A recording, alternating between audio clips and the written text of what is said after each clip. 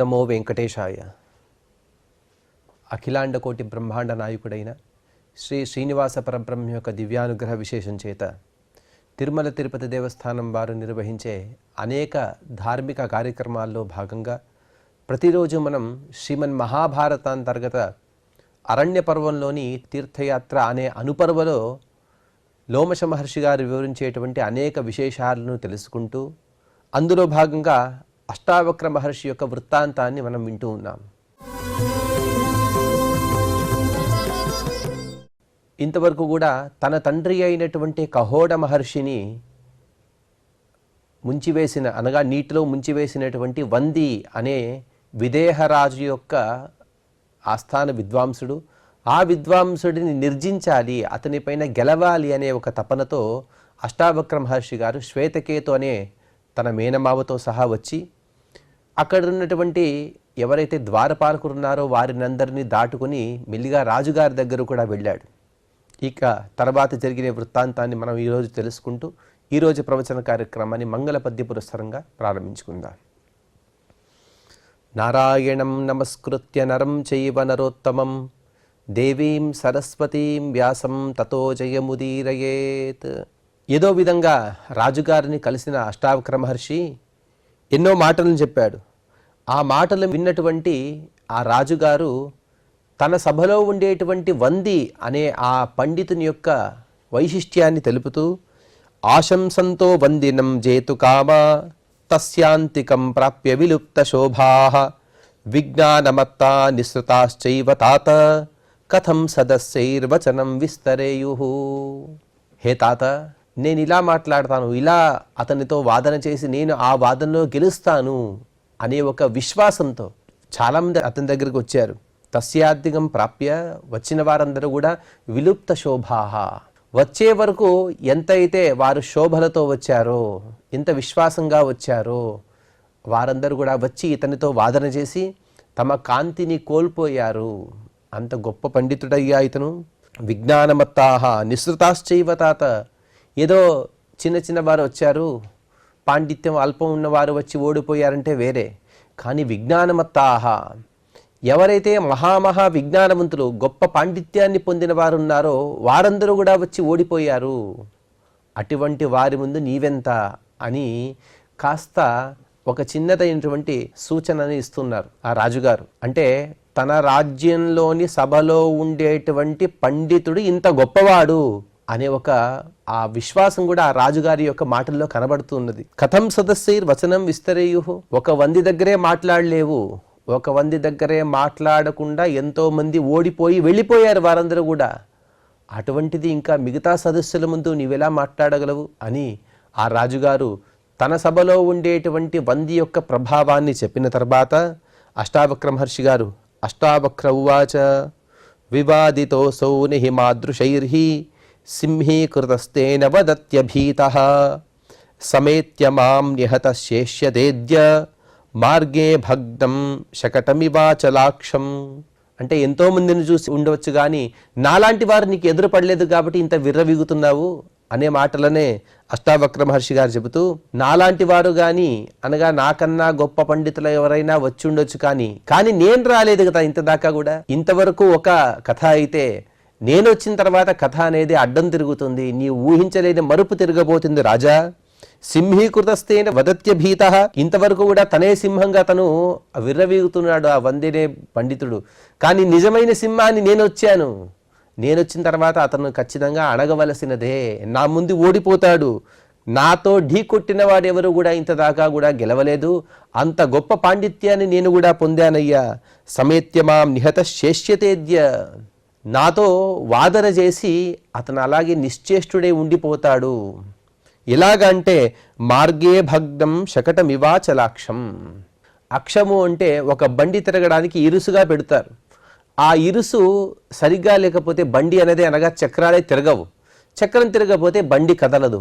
ఎలాగైతే ఇరుసు సరిగ్గా లేకపోతే చక్రాలు తిరగక బండి ఆగిపోతుందో మార్గమధ్యంలో, అలాగే ఇంతవరకు కూడా ఎన్నెన్నో వాదనలు వినిపించి ఆ వాదనలో ఎంతో మందిని ఓడించినటువంటి ఆ వందిని నేను త్వరలో ఓడిస్తాను, అతని మదాన్ని నేను తగ్గిస్తాను అని అష్టావక్ర మహర్షి గారు చాలా సుందరంగా ఇంతవరకు కూడా తన పాండిత్యం యొక్క ప్రభావాన్ని చెప్పారు. చెప్పిన తర్వాత రాజుగారు ఒక ప్రశ్నను అడుగుతూ ఉన్నారు. 33 చతుర్వింశతి పర్వణ యస్త్రిషష్టి శతారస్య వేదార్థం సపరః కవి.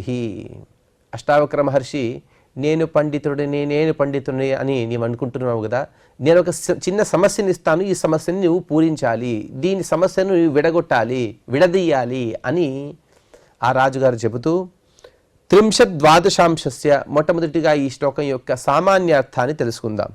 30 అనగా 30లు కలిగిన 12 ఉన్నాయి, అలాగే 24 కొణుపులున్నాయి, అలాగే 365 అరలున్నాయి, వీటిని తెలుసుకున్నవాడు వాడే పండితుడు అని సామాన్యమైనటువంటి అర్థాన్ని తెలియజేశారు. కానీ ఇందులో చాలా దీర్ఘంగా మనం ఆలోచిస్తే ఇందులో మనం పూర్వం కూడా ఒక విషయాన్ని చెప్పుకున్నాం. 5 విధంగా మనం కాలాన్ని గణిస్తూ ఉంటాం. సౌరము, సావనము, బారహస్పత్యము, నాక్షత్రము, చాంద్రము. వీటి యొక్క జ్ఞానము ఇతనికి ఉన్నదా లేదా అనే పరీక్షని ఈ శ్లోకం ద్వారా వారు ప్రశ్నిస్తూ ఉన్నారు. అష్టావక్ర మహర్షిని జనక మహారాజు ఇంద్రద్యుమ్నుడి కుమారుడైనటువంటి రాజుగారు వారు చెబుతూ, ఒక వస్తువు ఉన్నదయ్యా, ఆ వస్తువులో ఇన్ని భాగాలున్నాయి, ఈ భాగాలు తెలిసిన వాడు గొప్ప పండితుడు. అంటే ఈ భాగాలు నీవు పండితుడు అయితే నాకు చెప్పమని అడిగినట్టుగా. అది ఎలాగా అంటే చాలా సుందరంగా అడుగుతున్నారు ఆ రాజుగారు. ద్వాదశకము అంటే 12, 32 అంటే 30లో కలిగిన 12 ఉన్నాయి. అబ్దః పంచవిధ, సంవత్సరాలు 5 రకాలు ఇప్పుడే చెప్పుకున్నాం కదా. సౌరము, సావనము, బార్హస్పత్యము, నాక్షత్రము, చాంద్రమని. అందులో చెబుతారు చాంద్రః వ్రతాదో తిలకాదికే. తిలకాది వ్రతాలను చేయాలంటే చాంద్రమాన పూర్వకంగానే మనం సంవత్సర గణనను చేయాలి. అలా మాత్రమే తిలకాది వ్రతాలు మనం చేయవచ్చు. అలాగే సుజన్మాది వ్రతే సౌరః, సుజన్మాది అని కొన్ని వ్రతాలు ఉన్నాయి. ఆ వ్రతాలు చేయాలంటే సౌరమానాన్ని మనం ఆశ్రయించవలసి ఉంటుంది. అలాగే గోవ్రతాదిషు సావనః, గోవ్రతాలు చేయాలంటే గోవ్రతాలంటే మనం కొన్ని వ్రతాలు ఉన్నాయి, అవి కూడా సంస్కారాల్లో భాగం. ఆ వ్రతాలు చేయాలంటే సావన పూర్వకంగానే అనగా సావన మానపూర్వకంగానే మనం ఆ వ్రతాన్ని ఆచరించవలసి ఉంటుంది. ఇందులో ఆ రాజుగారు చెబుతూ ఈ 3 ప్రశ్నలు అంటే ఇందులో బార్హస్పత్యం గాని నాక్షత్రం గాని 2 కాలమానాన్ని అడగకుండా 3 మాత్రమే అడిగారు.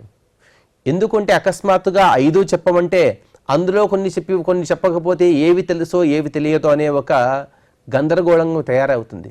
కానీ 5లో ఏదో 3 అడిగితే ఈ 3 వచ్చా లేదా అని తెలిసిపోతుంది. కాబట్టి అతని పాండిత్యం ఇందులోనే తెలిసిపోతుంది అనే ఒక భావనతో ఆ రాజుగారు ప్రశ్నించారు. అందులో మొట్టమొదటిగా చెప్పింది ఏంటంటే 30 కలిగినటువంటి 12 ఉన్నాయి.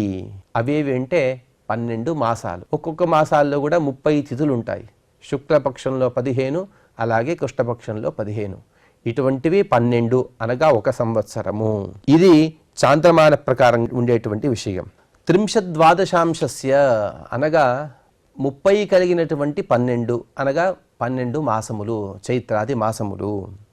అలాగే 24 ఉన్నాయి, ఒక్కొక్క దానిలో 24 ఉన్నాయి అనగా ఒక రోజుకు 24 గంటలు. ఇది కూడా చాంద్రమాన ప్రకారంగా చెప్పినటువంటి విషయం. తర్వాత 24 కలిగిన 365 ఉన్నాయి. ఇది సావనము. దీని ప్రకారంగా చూసుకుంటే 364. ఇంకా వ్యాఖ్యానకారులైనటువంటి నీలకంఠాచార్యుల వారు చెబుతారు ఇంకా 6 ఋతువులున్నాయి, అలాగే 12 రాశులున్నాయి, వీటిలో సంచరించేటువంటి గ్రహాలున్నాయి. ఈ అన్నిటిని కూడా ఇందులో క్రోడీకరించారు అని చాలా సూక్ష్మమైనటువంటి విషయాలను చెప్పారు. అనగా సామాన్యంగా ఈ రాజుగారు అడిగిన విషయం ఏంటంటే కాలం గురించి ప్రశ్నించారు. కాలం ఎలా ఉంటుంది అంటే ఒక సంవత్సరానికి 12 మాసాలు ఉంటాయి, ఒక్కొక్క మాసంలో కూడా 30 రోజులు ఉంటాయి, అలాగే ప్రతిరోజుకి 24 గంటలుంటాయి. ఆ 24 గంటలున్నటువంటి రోజులు 365. దీన్ని కాలమని చెప్పకుండా ఈ పదార్థాన్ని ఈ విషయాన్ని తెలిసిన వాడు పండితుడు అని చెప్పారు రాజుగారు. చెప్పినందుకు దీనికి సమాధానాన్ని కూడా అష్టావక్ర మహర్షి గారు చాలా సుందరంగా చెబుతూ 24 పర్వత్వాం షన్నామ 12 ప్రధి తత్ 63 శతారం వై చక్రం పాతు సదాగతి. రాజుగారు ఒక రకంగా సవాలు విసిరితే ఇతనేం చేస్తున్నాడంటే అష్టావక్ర మహర్షి గారు అతన్ని ఆశీర్వదిస్తున్నారు. నిన్ను ఆ కాల నియామకునైనటువంటి పరమాత్మ నిన్ను రక్షించని. భాగవతంలో చెబుతారు దేవకీదేవి గారు, యోయం కాలస్తస్యతే వ్యక్తబంధోశ్చేష్టామాహుశ్చేష్టతే ఏన విశ్వమని చెప్పిన విధంగా ఏ పరమాత్మ అయితే కాలమనే పదార్థానికి నియామకుడై ఉన్నాడో, చూడండి ఆ కాలానికి నియామకుడిని పరమాత్మని ఎందుకంటామో తెలుసా? మనం కాలాన్ని మార్చలేమని మనం అనుకుంటాం, కానీ కాలాన్ని మార్చే ఏకైక శక్తి పరమాత్మకు మాత్రమే ఉన్నది. అంటే ఏదో జరిగిపోయింది, జరిగిపోయిన స్థలంలో జరిగిపోయిన కాలంలో నేను అక్కడ లేను అని మనం అనుకుంటూ ఉంటాం, కానీ పరమాత్మ అక్కడ తను లేడు అని లేనే లేదు. సర్వత్రా వ్యాప్తుడే పరమాత్మ. అక్కడేదో పరమాత్మ తన రూపాన్ని చూపించలేదు, తన ప్రభావాన్ని చూపించలేదు, ఆ కాలం గడిచిపోయింది, ఇప్పటికి మనం ఏం చేయలేమో మనం అనుకుంటాము, కానీ భూతకాలాన్ని కూడా మార్చేటువంటి గొప్ప సామర్థ్యం కలిగిన ఏకైక వ్యక్తి అంటే అది పరమాత్మయే. అటువంటి పరమాత్మ నిన్ను రక్షించుగాక. ఆ విషయాన్ని చెబుతూ 24 పర్వత్వాం, రాజా 24 పర్వములు కలది, అలాగే షణ్ణామి 12 ప్రధి, 6 నాభులున్నాయి, అలాగే 12 ప్రధి 12 ప్రథులున్నాయి, అలాగే తత్రిషష్టి శతారం వై 360 ఉన్నటువంటి ఆ చక్రము నిన్ను రక్షించుగాక. అనగా ఆ కాల నియామకుడైనటువంటి పరమాత్మ నిన్ను రక్షించని. ఇంతదాకా కూడా నీవు కాలం గురించి నన్ను ప్రశ్నించావు కదా, అదిగో ఆ కాలం యొక్క లక్షణం ఇది. ఆ కాల నియామకుడైనటువంటి పరమాత్మ నిన్ను రక్షించుగాక. ఇతను ఆశీర్వదించాడు. సమాధానము అదే, ఆశీర్వాదము అదే. ఇక రాజుగారు రెండవ ప్రశ్నను కూడా సంధిస్తూ ఉన్నారు. వడవే ఇవ సంయుక్తే శేనపాతే దివౌకసాం కస్తయోర్గర్భమాదత్తే గర్భం శుశువుతశ్చకం. ఇంకా కఠినమైనటువంటి ప్రశ్న. రాజుగారు అంటే ఏదైనా ఒక పరీక్ష జరిగేటప్పుడు పరీక్షలో ఏం చేస్తారంటే మొదటి ప్రశ్నని, మొదటి మెట్టుని కాస్త సులభంగా పెడతారు, తర్వాత మెట్టు నుండి కాస్త కఠినమైనటువంటి పరీక్షలు అడుగుతూ పోతారు. అలాగే రాజుగారు రెండవ ప్రశ్నని కాస్త కఠినంగా ప్రశ్నిస్తూ వడవే ఇవ సంయుక్తే శేనపాతే దివౌకసాం కస్తయోర్గర్భమాదత్తే గర్భం శిశువుతుశ్చకం. ఈ ప్రశ్ననే మనం అర్థం చేసుకోవడానికి చాలా ప్రయాసపడవలసి వస్తుంది. కానీ ప్రశ్న సరిగా అర్థంగానే మనకు సమాధానం అనేది తెలియదు కాబట్టి ఈ ప్రశ్నకు సమాధానం చెబుతూ మొట్టమొదటిగా ప్రశ్న గురించి నీలకంఠాచార్యుల వారు చాలా సుందరమైనటువంటి విషయాన్ని చెబుతారు. 2 గుర్రాలు ఉన్నాయి, 2 గుర్రాలు కూడా డేగలాగా ఒక్క ఉదుటున దూకుతూ ఉంటాయి. అవి 2 ఏమిటి అంటే ఒకటి మెరుపు మరియు పిడుగు. ఇవి 2 కూడా ఒకేసారి వస్తూ ఉంటాయి. అలాగే రాజా ఇంకొకటి ఉన్నది దుఃఖము మరియు మృత్యువు. ఇవి 2 కూడా అంతే. దుఃఖం మృత్యు 2 అంటే అనగా మృత్యు వచ్చినంటే దుఃఖం కూడా వస్తూ ఉంటుంది, లేకపోతే దుఃఖం వచ్చిన తర్వాత ప్రతి ఒక్క దుఃఖానికి మృత్యు రావాలని లేదు, కానీ మృత్యువే పెద్ద దుఃఖము అనే అర్థంతో ఆ రాజుగారు చెప్పారు. శేనపాతే దివౌకసాం, అలాగే దివౌకసాం కస్తయో గర్భమాదత్తే.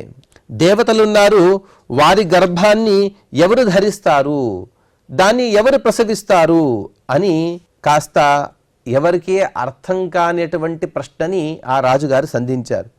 అందుకు చాలా సుందరంగా ఈ విషయాన్ని నీలకంఠాచార్యుల వారు చెబుతూ హృన్మేఘో దుఃఖ మృత్యు తటిద శని సమే శేనవచ్చిగ్రపాతే. హృదయమనే ఆకాశంలో దుఃఖము మరియు మృత్యు ఇవి 2 కూడా ఒకేసారి వస్తాయి. ఇవి 2 కూడా శీఘ్ర నిపాతే, ఒకేసారి వచ్చి అది కూడా డేగలాగా వచ్చి పడుతూ ఉంటాయి. ఇవి 2 కూడా ఒకే రథానికి కట్టబడిన 2 గుర్రాల వలె ఉంటాయి. ఎవరైతే ప్రాజ్ఞుడై ఉంటాడో అనగా జ్ఞాని ఉంటాడో, జ్ఞాని అయినటువంటి ఆ సాధకుడు వాటిని అనగా ఆ ఇంద్రియాలను తన నిగ్రహంలో ఉంచుకొని దుఃఖాన్ని కానీ అలాగే మృత్యువును కానీ తన అధీనంలో ఉంచుకుంటాడు. కానీ ఇతరులు ఎవరైతే ఉంటారో వారు దాన్ని స్రవిస్తారు. అంటే ఇంతదాకా కూడా ప్రశ్నలో ఏముందంటే ఎవరు దేవతల గర్భాన్ని ఎవరు ధరిస్తారు, ఎవరు స్రవిస్తారు అని అడిగారు. అందుకు సమాధానంగా చెబుతూ ఈ అష్టావక్ర మహర్షి గారు జ్ఞాని అయిన వాడు ఆ గర్భాన్ని ధరిస్తాడు, అంటే దుఃఖాన్ని కానీ మృత్యువును కానీ తన అధీనంలో ఉంచుకుంటాడు. కానీ అజ్ఞాని అయిన వాడు తన దుఃఖాన్ని కానీ మృత్యువును కానీ తన అధీనంలో ఉంచకుండా దాని అధీనమైపోతాడు, విషయాలకు అధీనమైపోతాడు, తన ఇంద్రియాలను తను నిగ్రహంలో ఉంచుకోలేడు అని రాజుగారికి సమాధానంగా చెబుతూ, హే రాజా, ఇటువంటి పరిస్థితి అనగా ఇంద్రియ నిగ్రహం లేకపోవట కానీ, లేకపోతే అకాల మరణం కానీ, ఇది నీ ఇంట్లో కానీ లేకపోతే నీ శత్రువు ఇంట్లో కానీ ఎవరింట్లో కూడా ఉండకుండుగాక. అందరూ కూడా ఇంద్రియ నిగ్రహం కలవారై, అందరూ కూడా దీర్ఘమైనటువంటి ఆయుష్ కలవారై మీరందరూ కూడా సుఖంగా ఉండాలి అని దానికి ప్రశ్నకు సమాధానంగా ఈ మహర్షి గారు ఆశీర్వచనాన్ని కూడా చేశారు. చేసిన తర్వాత రాజుగారు 3వ ప్రశ్నను కూడా అడుగుతున్నారు. రాజోవాచ కించిత్ స్వప్నం ననిమిషతి కింస్విజ్జాతం నచోపతి కింసిత్ హృదయం నాస్తి కింస్విద్ వేగేన వర్ధతే. హే మహర్షి, ఏ పదార్థం నిద్రిస్తుంది కానీ కన్ను మూయదు, అనగా కన్ను మూయకుండా నిద్రిస్తున్నది. ఇక ఇంకొక పదార్థం పుడుతుంది కానీ కదలదు, దేనికి హృదయం లేదు, ఏది వేగంతో వృద్ధి చెందుతుంది అనే 4 ప్రశ్నలని రాజుగారు అడిగారు. రాజుగారు అడిగితే అందుకు సమాధానంగా అష్టావక్ర మహర్షి గారు మత్స్యసుప్తో ననివిశతి అండం జాతో నచోపతి అశ్మనో హృదయం నాస్తి నదీ వేగేన వర్ధతే. హే రాజా, మత్స్య అనగా చేప. చేప ఇది నీటిలో పడుకొని ఉంటుంది కానీ అది కళ్ళు మూయదు. కళ్ళు మూయకుండా పడుకునే ఏకైక జీవి అది మత్స్యము, చేప అని మనం వింటూ ఉంటాం. అలాగే అండం జాత నచోపతి, గుడ్డు పుట్టిన వెంటనే అది కదలదు కదా. గుడ్డు ఒదిగిన తర్వాత, అది పొదిగిన తర్వాత అందులో ప్రాణి బయటికి వచ్చిన తర్వాత అది కదులుతుంది కానీ ప్రాణి బయటికి రాకముందు గుడ్డు పుట్టిన వెంటనే అది కదలదు. అందుకోసం ఆ విషయం చెబుతారు. అశ్మనో హృదయం నాస్తి, ఉంటుంది కానీ దానికి హృదయం ఉండదు అంటే అది రాయి. అలాగే నదీ వేగేన వర్ధతే, నది తన వేగంతోనే అది వృద్ధిని చెందుతుంది. ఇదేదో రాజు అడిగేశాడు, మహర్షి గారు చెప్పేశారు, ఇంత మాత్రం కాదు. దీనిలో చాలా సుందరమైనటువంటి విషయాలని నీలకంఠాచార్యుల వారు తెలుపుతూ పుమ్మీనో నిర్నిమేష స్వపతి భవరదీచార భిన్న స్వరూపే జాతం బ్రహ్మాండ పిండం జడమపి జవతే ఏన లోహాశ్మ నీత్యా యస్యా కాయస్య నాస్తి క్వచిదపి హృదయం శోకనీదం సమాధు యస్థా మాయా నదీయం ధృతమహమిద్యాత్మనోదేతి సోస్మి. అంటే మొట్టమొదటి ప్రశ్న ఏదుంది అంటే ఏ పదార్థం పడుకుంటుంది కానీ కళ్ళు మూయదు అని అడిగారు కదా. అందుకు చెబుతూ పుమ్మీనః, జీవుడే ఒక చేప లాంటి వాడు. జీవుడేం చేస్తాడు అంటే తను ఈ సంసారం అనే సాగరంలో ఉంటాడు. ఎప్పుడు కూడా అలసిపోయి అలసిపోయి అలసిపోయి నిద్రిస్తూ ఉంటాడు. కానీ తన కర్మలను అయితే వదలడు కదా. పరమాత్మ చెప్పిన విధంగా నహి తిష్టత్ క్షణమపి జాతు తిష్టత్యకర్మకృత, ఒక క్షణం కూడా జీవుడు ఒక కర్మ చేయకుండా ఉండడు అనే సందర్భము లేదు. అనగా ప్రతి సందర్భంలో కూడా జీవుడు అనేవాడు ఏదో ఒక కర్మలను చేస్తూనే ఉంటాడు. అలాగే జీవుడు ఒక చేప సంసారం అనే సాగరంలో కొట్టుబిట్టాడుతూ తను అలసిపోయినా కూడా తను కర్మలను చేస్తూనే ఉంటాడు. అదే సమాధానంగా మత్స్యసుప్తో ననిమిషతి. అలాగే జాతం బ్రహ్మాండ పిండం జడమపి జవతే ఏన లోహాశ్మనీత్య. ఇక తర్వాత ప్రశ్న, ఏ పదార్థం పుడుతుంది కానీ కదలదు అని అడిగారు కదా. అందుకు చెబుతూ బ్రహ్మాండం అనే పిండం పుడుతుంది, బ్రహ్మాండం అనే ఒక పదార్థం పుడుతుంది. అందులో కదలికలు చాలా తక్కువ. అంటే అన్ని పదార్థాలు కూడా కదిలే, అందులో చరాచర వస్తువులు ఎన్నో ఉన్నాయి, అలాగే చిదచిదాత్మక వస్తువులు కూడా ఉన్నాయి. కానీ ఇవన్నీ కూడా కదలవు అంటే అర్థం ఏంటంటే పరమాత్మ యొక్క అనుగ్రహం లేక ఇవేవి కూడా కదలవు. దీన్నే మనం భాగవతంలో వింటాం, తేన వినా తృణమపి నచలతి. ఆ పరమాత్మ యొక్క అనుగ్రహం లేనిదే ఒక గడ్డిపోచ కూడా కదలదు. అదే విషయాన్ని చెబుతూ బ్రహ్మాండం అనే పిండం పుడుతుంది కానీ ఇది పరమాత్మ యొక్క అనుగ్రహం లేనిదే కదలదు. అలాగే అశ్మనో హృదయం నాస్తి యస్యాకాయస్త నాస్తి క్వచిదపి హృదయం శోకనీదం సమాధు. ఎవరైతే సమాధి పరిపాకంలో ఉంటారో, అనగా తపస్సు చేస్తూ చేస్తూ చేస్తూ ఇక తపస్సు యొక్క చివరి భాగాన్ని సమాధి అని అంటారు. అంటే ఎవరైతే సమాధి అవస్థలో ఉంటారో వారిపై ఐహికమైనటువంటి పదార్థం పైన ఎటువంటి స్పృహ అనేది ఉండదు. అనగా వారిపైన నీటిని వేసినా కానీ లేకపోతే అగ్గితో కాల్చినా కానీ వారికి స్పృహ అనేదే ఉండదు. అంటే ఇక్కడ అడిగిన ప్రశ్న ఏమిటి అంటే దేనికి హృదయం లేదు. అందుకు మహర్షి గారు చెప్పిన సమాధానం ఏమిటి అంటే రాయికి హృదయం లేదు. అనగా రాయిగా మారినటువంటి తాపసికి, సమాధి పరిపాకాన్ని పొందినటువంటి తాపసికి వారికి హృదయం లేదు. అనగా వారిలో ఎటువంటి చలనం అనేదే ఉండదు. ఇక తర్వాత ప్రశ్న, ఏ పదార్థం వేగంతో వృద్ధి చెందుతుంది అని అడిగారు. దానికి మహర్షి గారు చెప్పింది సమాధానం ఏమిటంటే నదీ వేగేన వర్ధతే, నది తన వేగం ద్వారా వృద్ధి చెందుతుంది అని. అందుకు వ్యాఖ్యానంలో కూడా యస్థా మాయా నదీయం ధృతమహమిద్యాత్మనో దేతి సోస్మి, ఏ మాయ ఆ వేగంగా వెళుతూనే తను స్వరూపాన్ని తను ఇంకా అధికంగా చేసుకుంటూ పోతుంది. అనగా జీవుడు తను ఆరంభం అని చెప్పకూడదు, కానీ ఎందుకంటే అనాదిగా ఉన్నాడు జీవుడు. అనాది నుండి ఎన్నో కర్మలను చేస్తూనే ఉన్నాడు. అనాది కాలం నుండి అనంత కర్మలను చేసేటువంటి జీవుడు తను అలాగే ప్రవాహంలో వెళుతూ తన కర్మలను పెంచుకుంటూ పోతున్నాడు. అదే విషయాన్ని మహర్షి గారు ఇక్కడ సమాధానంగా చెప్పారు. రాజుగారు కూడా ఒక మాటను చెప్పారు, నత్వాం మన్యే మానుషం దేవ సత్వం నత్వం బాలస్థవిరో సమ్మతో మే నతే తుల్యో విద్యతే వాక్ప్రలాపే తస్మాద్వారం వితరామ్యేష వంది. ఆ మూడు ప్రశ్నలకు దివ్యంగా సమాధానాన్ని ఇచ్చినటువంటి ఆ అష్టావక్ర మహర్షి గారి యొక్క పాండిత్యాన్ని చూసిన రాజుగారికి చాలా ఆశ్చర్యమైపోయింది. ఆశ్చర్యంగా ఆ రాజుగారు చెబుతున్నారు, నత్వామన్యే మానుషం దేవసత్వం, నీవేదో చిన్నవాడు అని నేను అనుకున్నాను, కానీ దివ్యమైనటువంటి పాండిత్యం ఉన్నది. హే అష్టావక్ర మహర్షి, నీలో ఉండేటువంటి సత్వం ఇది మానుష సత్వం కాదు, ఇది దేవసత్వము. ఎందుకంటే నీవు పూర్వజన్మలో దేవల మహర్షివి. అలాగే నీ తాతగారు, నీ తండ్రి గారు కహోడ మహర్షి గారు, నీ తాతగారు మాతామహుడు సాక్షాత్తుగా ఉద్దాలక మహర్షి గారు, నీ తల్లిగారు సుజాత గారు, అలాగే నీ మేనమామ శ్వేతకేతు, వీరందరి తపప్రభావంతో నీవింత గొప్పదైనటువంటి పాండిత్యాన్ని పొందావయ్యా. నత్వం బాలః స్థవిరః సమ్మతోమే, నిన్ను చిన్నవాడిగా చూశాను, వయస్సేమో చిన్నదే, నేను కానీ నా ద్వారపాలకులు కానీ అందరూ కూడా నిన్ను బాలక అని మేము సంబోధించాము, కానీ నత్వం బాలః, నీవు చిన్నవాడివి కాదు, స్థవిరః సమ్మతోమే, గొప్ప జ్ఞానిగా మేము అనుకుంటూ ఉన్నాము, మేము తెలుసుకున్నాం ఇప్పుడే. నతే తుల్యో వాద్యతే వాక్ప్రలాపే, నీతో మాట్లాడడానికి ఎవరు సాటి రాలేరు, నీకు నీవే సాటి అయ్యా. తస్మాద్వారం వితరామ్యేష వంది, అందుకోసం ఇంత గొప్ప పాండిత్యాన్ని పొందావు కాబట్టి నీకోసం నేనే ద్వారాన్ని తీస్తాను అని సాక్షాత్తుగా ఆ ఇంద్రద్యుమ్ని కుమారుడైనటువంటి రాజుగారే, ఆ జనక రాజుగారే ద్వారాన్ని తెరిచి అదిగో ఈ సభలోనే ఆ వంది ఉన్నాడు అని ఆ వంది ఉండేటువంటి ప్రాంతాన్ని చూపించారు రాజుగారు అని చెబుతూ ఇక్కడికి 133వ అధ్యాయం సమాప్తమైనది. ఇక ఆ సభలో ప్రవేశించినటువంటి అష్టావక్ర మహర్షి గారు ఎటువంటి మాటలను మాట్లాడుతూ ఆ వందితో వాదన చేశారనే విషయాన్ని మనం తర్వాత ప్రవచనంలో తెలుసుకునే ప్రయత్నాన్ని చేద్దాం. ఈరోజు ప్రవచన కార్యక్రమాన్ని మనం శ్రీవారి పాదపద్మముల యందు సమర్పణ చేస్తూ క్షమాప్రార్థనాదులను పలుకుదాం. యదక్షరపదభ్రష్టం మాత్రాహీనం చ యద్భవేత్ తత్సర్వం క్షమ్యతాం దేవ నారాయణ నమోస్తుతే. శ్రియః కాంతాయ కళ్యాణ నిధయేర్థినాం శ్రీవేంకట నివాసాయ శ్రీనివాసాయ మంగళం.